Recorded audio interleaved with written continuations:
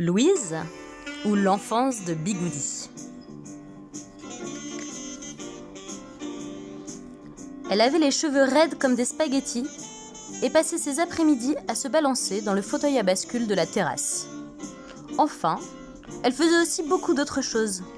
Courir dans les champs verts, compter les fourmis, construire des montagnes de cailloux et regarder par la grande fenêtre du salon le ciel qui s'étalait à l'infini sur les plaines. On pensait que ça durerait toute la vie. Mais un jour de printemps, on partit pour une autre maison.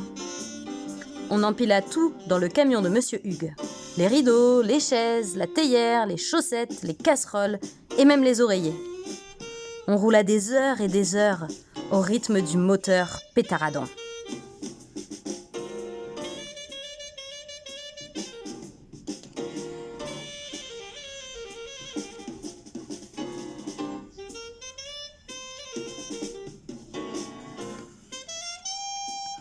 Et c'est comme ça, des miettes de sandwich plein les mains, que Louise arriva en bas de cet immeuble, dans ce quartier, dans cette ville, un jeudi.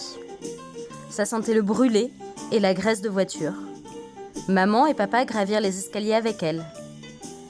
Ce n'était pas exactement une maison de rêve. En tout cas, ce n'était pas le rêve de Louise. C'était trop petit, trop beige, trop carré, trop haut, trop bas, trop rugueux, trop lisse. Même si, par la fenêtre, on voyait le dessus du crâne de tout le monde. Et ça lui plaisait. Louise dormait à côté de son lit. Elle ne voulait pas aller au square, ni au supermarché. Elle restait assise des heures dans un carton, à côté du canapé. On ne savait pas trop si elle boudait ou si elle réfléchissait. Elle tirait la langue aux policiers, piquait des colères noires si les petits pois étaient mal alignés dans son assiette, collait des chewing-gums dans ses cahiers d'école. Elle inquiétait les professeurs. Elle fatiguait toute la maison et on espérait vraiment que ça allait passer. Elle écrivait à Mamie de longues lettres pleines de tristesse et de traces de doigts. Mamie lui répondait qu'elle allait aimer cette ville, elle en était sûre. Et elle lui envoyait des trésors dans des petits colis bien emballés. Dans la classe un matin, on entama l'atelier peinture. Louise avait essayé de s'appliquer un peu, pour une fois. Alors quand le pinceau de la voisine dérapa sur sa feuille, la dispute commença tout bas, enfla très vite et finit par éclater avec force. C'est empoignées par les cheveux qu'on les emmena chez le directeur. Dans la salle d'attente, elles ne dirent pas un mot. Devant le directeur, qui faisait de son mieux pour avoir l'air méchant, elles gardèrent un silence obstiné. On les pria de se débarbouiller. « T'as vu ta tête ?» dit l'une. « Et toi, la tienne ?» dit l'autre. Elles se regardèrent. Et on entendit leur rire résonner dans toute l'école. Alors, devant les lavabos, elles se donnèrent une poignée de main très solennelle. « Je m'appelle Louise. Et moi, c'est Ella. »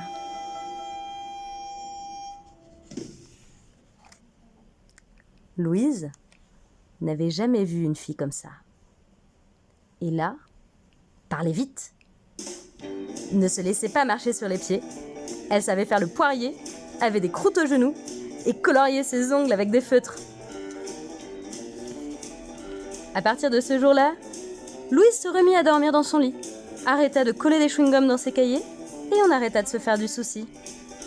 Tous les jours, à la sortie de l'école, Louise et Ella partageaient un cornet de pop-corn qu'elles mangeaient grain par grain après leur avoir donné des prénoms. Dans le bus, coincée entre une dame chic et un monsieur habillé en bouteille de ketchup, elle riait si fort qu'on n'entendait qu'elle. Louise racontait à Ella les feuilles de maïs qui crissent à la sortie de l'école, la vieille moto de papy, le givre qui enveloppe délicatement les brindilles et qu'on fait fondre en soufflant de petits « oh » délicieux. Et là, racontait à Louise le cinéma de quartier, avec ses gros sièges moelleux, où on pouvait voir des comédies musicales tous les dimanches. Les voisins, qui faisaient souvent des concerts sur le balcon, et les néons qu'elle voyait depuis sa fenêtre le soir. À la maison, Louise n'en finissait pas de raconter ses journées avec Ella. Elles étaient allées au musée, elles avaient trouvé des lunettes de soleil spectaculaires, elles avaient mangé une glace plus grande qu'elle, elles avaient visité des magasins de canapés. Louise apprit à fendre la foule en courant et à traverser les passages piétons comme une gymnaste. La patronne du café d'en bas leur donnait toujours une petite grenadine, comme ça, pour rien. Certains samedis, elle s'asseyait sur le balcon d'Ella pour profiter de la musique des voisins. Mémé leur faisait des nattes. Un soir, on sortit même quelques bigoudis aussi. « Est-ce que ça te plaît ici ?» demanda quelqu'un.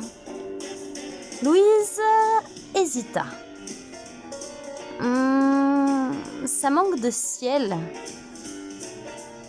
Alors Ella tira Louise par le bras. « Viens, bigoudi !» Elles grimpèrent les marches, les centaines de marches qui menaient tout en haut de l'immeuble. Là, une porte rouillée ouvrait sur le toit. Il y avait du ciel, beaucoup de ciel, et des immeubles à perte de vue, aussi petits que des jouets. Alors en haut de ce toit, les cheveux en barbe à papa, Louise chuchota.